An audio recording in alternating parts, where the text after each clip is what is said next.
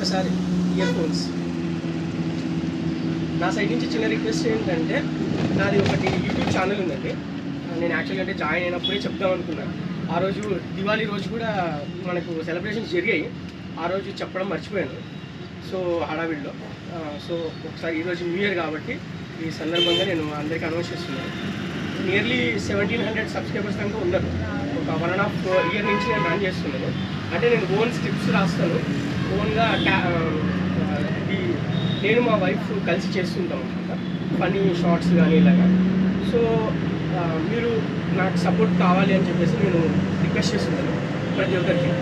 So నా పేరు మనీష్ కుమార్ అండి, ఎస్పీడీ, నేను ఫార్ములేషన్ డిపార్ట్మెంట్.